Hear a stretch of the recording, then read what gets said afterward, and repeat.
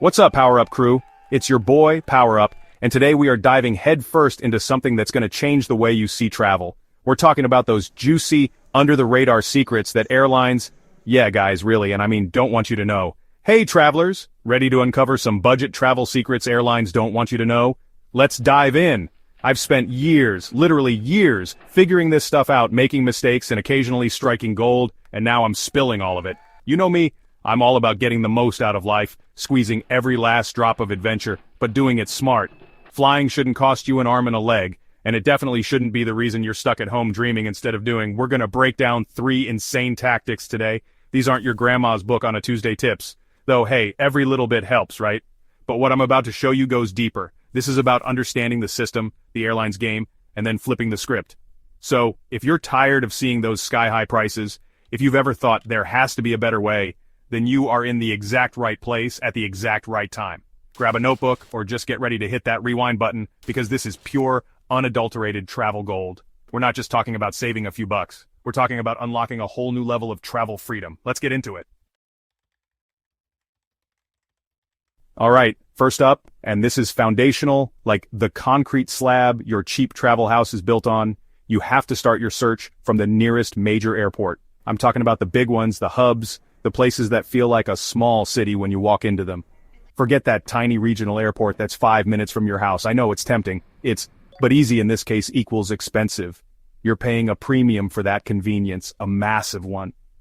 Those smaller airports, they've got limited flights, limited airlines, and guess what limited competition means? Higher prices. It's basic economics, but airlines bank on you not thinking about it that way. They love it when you just pick the closest option without a second thought. Think about it like this. A major international airport, say LAX, JFK, O'Hare, Heathrow, whatever your closest giant is, these places are battlegrounds. Airlines are constantly fighting for your business. More carriers, more routes, more planes coming and going every single minute. That intense competition, that's your best friend. It drives prices down, way down. You get way more options, and those options create leverage for you, the savvy traveler. It might mean a bit of a drive, maybe an extra hour or two in the car, or a cheap bus ticket to get there, but the savings you can unlock are almost always worth that little bit of extra effort. Seriously, the difference can be hundreds, sometimes even thousands of dollars, especially on long-haul flights. I remember this one time, I was trying to fly from a smaller city out on the East Coast to somewhere in Europe. The local airport, the convenient one, was quoting me something insane like $1,200. Just for kicks, I checked the price from JFK, which was about a 3-hour drive for me. Boom, same dates, same destination, but the flight was closer to $500.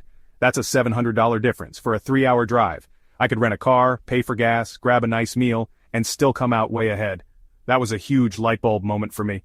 The airlines are basically filtering you by your starting point, and if you start in a less competitive zone, you pay the price. So, your first mission, should you choose to accept it, is to identify your nearest 2 or 3 major hub airports. Don't just think about the one, think about the ones within a reasonable travel distance. Use Google Flights, Kayak, Skyscanner, whatever your tool of choice is, but always, start your search queries from these major hubs. Even if you have to take a cheap connecting flight or a bus to get to that major airport, the overall cost is often drastically lower. It's a mindset shift. Your trip doesn't start when you get to the airport closest to your house. It starts when you get to the airport that gives you the best deal. And it's not just about the price. Major airports often have better amenities, more lounge options if you're into that, and, crucially, more backup options if things go wrong. If your flight from a tiny airport gets canceled, you might be stuck for a day. If your flight from a major hub gets canceled, there are usually a dozen other flights they can get you on. So it's not just about saving money, it's about a smoother, more resilient travel experience too. Make the big airports your playground, your starting point, and watch those prices begin to tumble. This is step 1, the absolute cornerstone. Okay, secret number 2. And this one is all about playing the clock, literally. You gotta start booking your flights during off-peak times. I'm not just talking about avoiding Christmas or summer vacation, though that's a big part of it. I mean the actual time of day and day of the week you hit that book now button, and also when you choose to fly. Airlines are sneaky, their pricing algorithms are constantly working, tweaking fares based on demand. And when is demand usually low? Think about it, middle of the night, middle of the week, that's your sweet spot, that's when you pounce. Most people are searching for flights during their lunch break or in the evening after work. That's when the airline systems see a surge in traffic, and guess what happens to prices? They creep up. But if you can set your alarm for 2 a.m. on a Wednesday, or just stay up a little later, you might find that the exact same flight you were looking at earlier is suddenly cheaper. It sounds crazy, but I've seen it happen countless times. The algorithms are less active, there's less competition from other bookers, and sometimes, just sometimes, prices dip. It's like finding a hidden sale that only the night owls know about. And then there's the actual flying part, Tuesday and Wednesday. These are your golden days to fly. Why? Because most business travelers fly out on Monday and come back on Thursday or Friday. Leisure travelers? They love those long weekends, so they're flying Friday and Sunday or Monday. This leaves a sort of dead zone in the middle of the week. Fewer people to fly on a Tuesday or Wednesday, so airlines have to entice them. How do they do that? Lower fares. Red-eye flights, those late-night departures that get you in at the crack of dawn, are also often significantly cheaper for the same reason: less demand. If you can handle sleeping on a plane or you're just a night person anyway, these can be incredible bargains. I used to be skeptical about this. I thought, how much difference can a day or a few hours really make? Then I started tracking it. I'd pick a route and watch the prices fluctuate like a stock ticker. And sure enough, those midweek flights, those late-night options, they consistently came in lower. We're not talking pennies here. We're talking substantial savings that can go towards an extra night at your destination, a nicer hotel, or, more future flights. It requires a bit more flexibility in your schedule, sure, but if budget is your main concern, that flexibility is your superpower. Be willing to fly when others aren't, and you'll be rewarded. So, the takeaway here is to be strategic with your timing, both when you search and when you fly.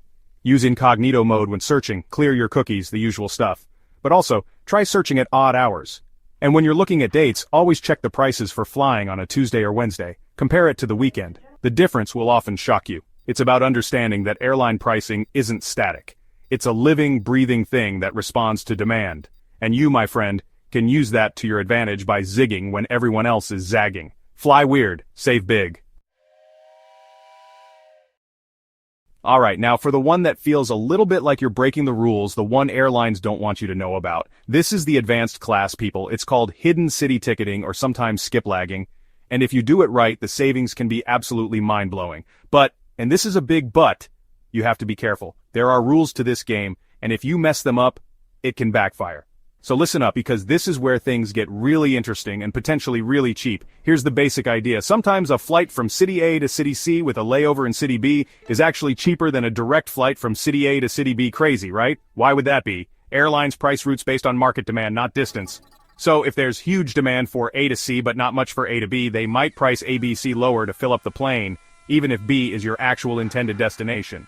With hidden city ticketing, you book that ABC flight, but you get off at City B, your layover city, and just don't get on the connecting flight to City C, your layover, your destination. Now you can see why airlines don't like this. They want you to fly the route you paid for, the route they priced strategically. But there's no rule that says you to take every leg of your flight. However, there are major caveats. First, this only works for one-way trips. If you skip a leg on a round-trip ticket, the airline will almost certainly cancel the rest of your itinerary, including your flight home. So, book 2, separate one-ways if you need to come back. Second, and this is crucial, you absolutely cannot check any bags. Your checked bags will be tagged through to the final destination, City C in our example, and you'll be in City B watching your suitcase fly away without you. Carry on only, my friends. Travel light.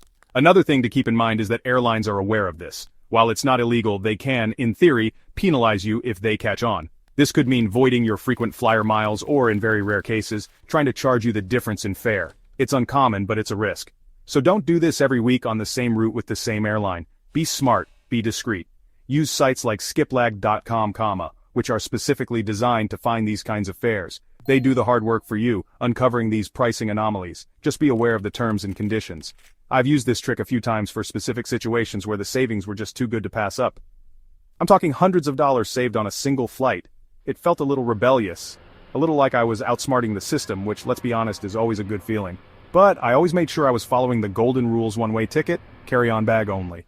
If you can stick to those and you're comfortable with the slight risk, hidden city ticketing can be an incredibly powerful tool in your budget travel arsenal.